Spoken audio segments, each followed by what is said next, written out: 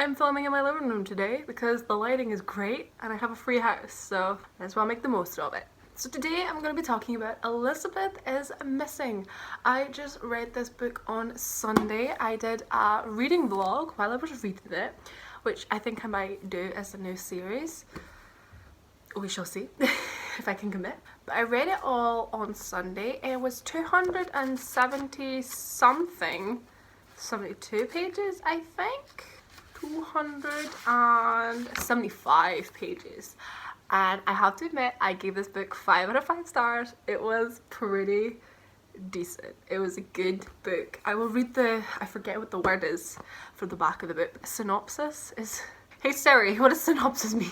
What does synopsis mean? Synopsis means a brief summary or general survey of something. A brief summary or general survey of something. Okay, synopsis. It's a synopsis. Yes, I'm right.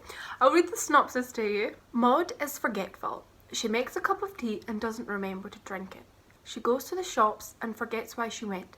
Sometimes her home is unrecognisable, or her daughter Helen seems a total stranger.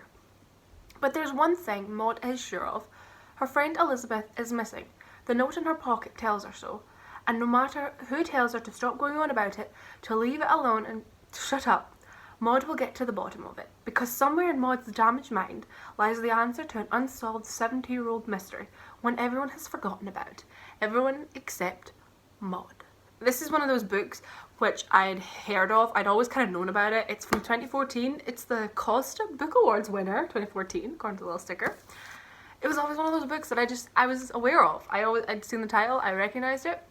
The BBC recently did a drama and I saw the trailer and I thought it looked very good, but I decided against watching it. I thought I want to get the book and read it first, because whenever there's like a mystery or just a suspenseful kind of story, and if there's a book and there's a movie and you have to pick one to watch or read first before you maybe do the other, because if you maybe want to do both, if you're someone like me who loves to read, I love to read, like if I've seen a movie I love to read the book it's based on, or if I've read a book and they're making a movie of it, I like to see it. But when it's something that you've become aware of and you haven't seen either or read, you haven't seen or read either, and you have to choose which one to do first to get the suspensefulness to, like for example, I recently read The Girl on the Train and I'd seen the movie first, so I didn't enjoy reading the book as much, because although it was good, I knew it was coming. I knew who the killer was, I knew what happened, I knew certain truths that the author tries to kind of hide, stuff like that, so I didn't actually enjoy the book as much. So I feel like for me personally, I think now I much prefer to read the book first, get all the story, and then watch it be like brought to life on the big screen. But that's just my personal preference. So I decided I wanted to try and track down Elizabeth is Missing, to watch it first, and then I'm going to go and watch the drama. I saw this in a charity shop. I got it for £1. I can't remember what charity shop it was. British Heart Foundation, I think. I saw it for £1. I was in donating clothes and I saw it in their stand and I was like, yes, yes! So I started this on Sunday and I read it all on Sunday. It took me actually all day, surprisingly, for a 270 page book, but I actually couldn't put it down. It was good. One thing I really loved about this book, I actually loved the main character, Maud, who is an older woman, and she either has like Alzheimer's or dementia. It doesn't actually disclose like what her condition is, but it'll be like one of the two. But she is like forgetful, and it's not just like forgetting little things, like for example, my granny forever calls me by the wrong name. Like she'll call me my cousin's name, she'll call me by my mum's name, she'll go through all the names before she gets to mine. But that's like a kind of like a grandparent thing or a parent thing. So something like that isn't like serious. But with Maud, she definitely, you can tell. It took me actually a couple of pages to realise how bad her memory is. So for example, she made herself a cup of tea and she placed it on the banister, and because she went upstairs and she was like, oh, you know, I won't forget it, kind of thing. And she went upstairs and I think she was like trying on jewellery, she was putting on lipstick, and then she came back downstairs, walked past the tea and told herself basically that she wanted a cup of tea. So she went to make another cup of tea, and her caterer, who she has a couple of caterers that comes in for like maybe an hour or so every day, and she was picking up all the cups of tea that had been left on the banister, just these cold cups of tea that obviously Maud had made and she forgot about. And then there was another time when Maud went to the shop and she had a list. I think she was getting like, no, I tell you what it was, the caterer kept going on about tins of peaches and how she had so many tins of peaches, and I've told you to stop buying all these tins of peaches. And then when she went to the shop and she had like a list of like 3 things, I think it was like eggs, milk and chocolate. And when she got to the shop, she completely forgot what she was naming. As she was walking about, she saw tins of peaches and she just bought tins of peaches because she was like, oh yeah, that's what I need. But it's like the last thing in the world that she needed. And that's when I kind of realised, I was like, oh, I get it. I get it now. Maud ain't just like a little old lady who's a little bit forgetful. She's quite forgetful. Dementia or Alzheimer's. The main premise of the book is the idea that Maud's good friend Elizabeth is missing. No kidding. It all started with Maud was kind of retelling how, I can't remember what day it is, if it's like say it's a Wednesday, but they have a day where they'll arrange to meet and they'll maybe go shopping around charity shops and they'll go back to Elizabeth's and they'll have like lunch, stuff like that. I can't remember what day it is that they actually meet. And she was saying about how she hadn't heard from Elizabeth. Normally they've made plans to meet up, and if she's heard from her and they've made plans, she'll write down a piece of paper, she'll take a note of it. And then she eventually realises that she hasn't actually heard from Elizabeth. So most of the book is Maud trying to find Elizabeth. And she goes around to her house several times and there's like nobody there. She'll relate the story to her carers, to her daughter who comes around every day, her daughter Helen. And that's just like the running theme of the book, is like, where is Elizabeth? Now, as I don't know if this is really a spoiler. It sort of is, but it isn't. So, but from our perspective as the reader, although like you're hearing what other characters have said, and just from what Maud's kind of figured out, it's quite obvious that obviously either Elizabeth has either passed away, she's maybe been moved into a care home, she's maybe had to move in with her son, something along those lines. You know, it's all, when they're old women, it's obvious that it's not that she has just suddenly up sticks and taken off. But she could have. She maybe could have. She maybe did. I won't tell you what happened. But it's quite obvious from the kind of the get-go that, not saying something's happened, but you know, like, Elizabeth's an old lady, perhaps she had to move in her care home, she's maybe had to go to hospital for a bit. But with Maud being so forgetful, and this was one thing that to begin with, this actually irritated me, because every time that Maud would get herself worked up about where's Elizabeth is missing, why is nobody listening to me, I always felt like, why isn't her daughter just saying, look, here's where Elizabeth is? And it was getting me so mad. I was like, why don't you just tell her? You clearly know. The daughter's like dropping hints that she knows where Elizabeth is. Why don't you just tell her? And it was getting me so mad because I wanted to know where Elizabeth was. I wanted to know what was wrong with her, where she is. But then you actually realise near the end, or it's kind of obvious that of course the daughter has told Maud where Elizabeth is. It's just Maud keeps forgetting, and then she keeps finding these notes that she's writing to herself that says Elizabeth is missing, where is Elizabeth? So because our main character is so forgetful and everything is like first person, it's all from Maud's perspective, of course she forgets and she doesn't remember what's been told to her, which I guess I like that idea.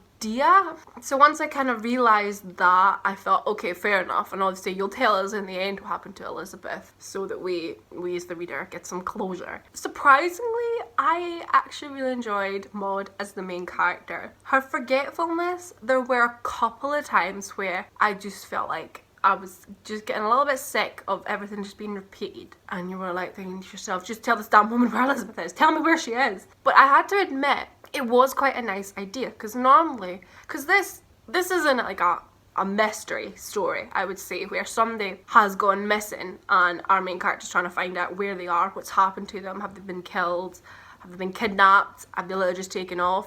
Whereas like with this story, it's like, yeah, it is a mystery for us, but it's one of those mysteries that if it was any other kind of normal character, they'd be told where Elizabeth is and that'd be the end of the story. Like 10 pages later, we're done. But because our character's so forgetful and she's trying to figure things out and she's phoning and getting in contact with people, and then she'll do things but then she'll forget, so she'll hear from people different things but she forgets them. So that's what kind of drags the story out, was the fact that our main character is forgetful. And so it's like a slow-paced mystery, although it's a really easy mystery to solve just by asking anybody. And obviously we're not going to be told straight off the bat what's happened, because then the book would just be about 15 pages long. So I actually did like that.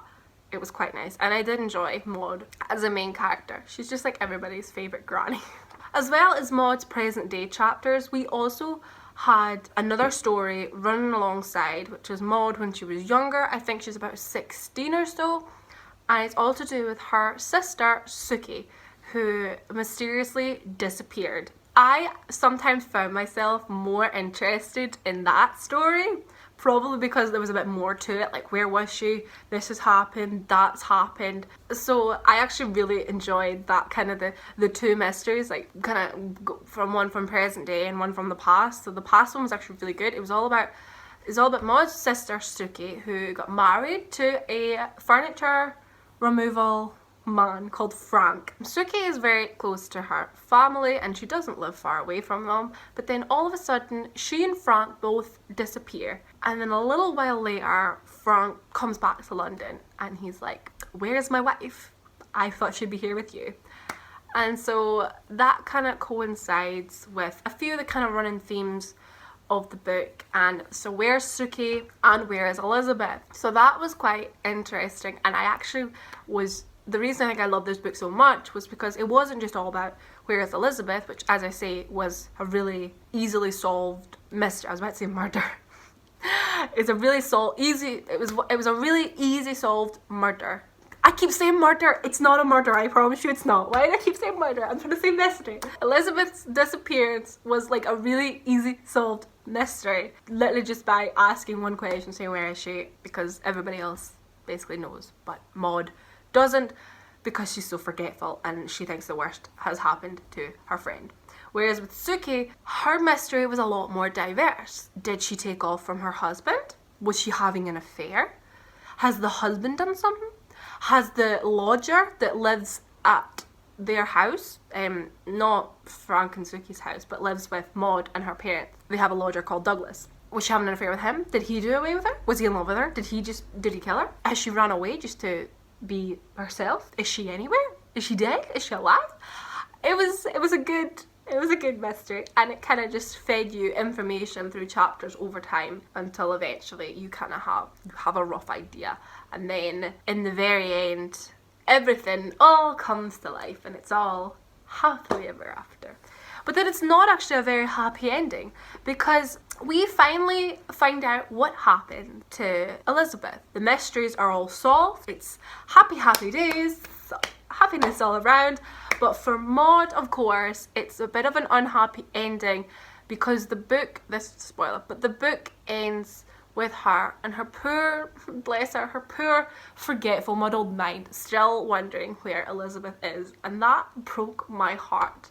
Honestly, it did. The reason that I love this book so much is because it was nice to have an old lady as a main character, and despite suffering from memory problems, this badass lady tried to solve the mystery herself, and I love her. But it's so sad to think that she'll never really get her happy ending, because she'll forget. And you could definitely see throughout the book her memory was getting worse and worse. Like from the first chapter, I didn't even realise. I think I didn't actually read the back of the book when I first bought it. I just bought the book because I was like, yep, Elizabeth is missing. I want to read that. So I didn't even read the back of the book. So I don't think I think I saw she's forgetful. But I didn't actually process that as, oh, she's got like Alzheimer's or dementia. So I was like, oh no. When I realised, I was like, oh no. Oh, and you can see her gradually getting worse as the book goes on. She has to move in with her daughter. This actually came into a point that I didn't really like, but I feel like I have to give the character some credit. I have to give them the benefit of the doubt. But one thing that did kind of bug me with this story was a lot of characters, like for example Elizabeth's son and even Maud's own daughter. You could just tell they had no patience for Maud and her forgetful mind. And it bugged me a lot to begin with. But I suppose Helen especially, that's Maud's daughter, I suppose you do have to give her some credit. Like, she visits her mum every single day, she does work for her around the house, she takes her out, and there are days when like Maud doesn't even recognise her and forgets who she is. And it must be heartbreaking seeing a family member, someone you love, not recognise you anymore. I can imagine my parents not knowing who I was, or my grandparents. It must be absolutely heartbreaking. And as someone who doesn't have a lot of patience, there are times where I get so frustrated.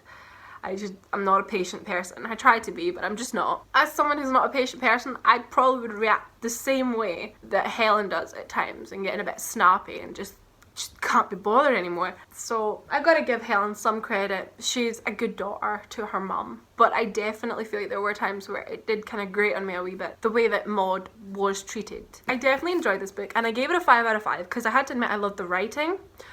I loved the Sookie mystery. As I said, Elizabeth is missing. That mystery was very easily solved. But I did love I like the fact that I had the 2 mysteries in one, present day and past. I did love the characters. The characters were well written. I just loved it. An all-round good book, but at the same time a bit sad. But I definitely would give this 5 out of 5 because I did really enjoy it. It was very good. But yeah, so that was my little review of Elizabeth is Missing.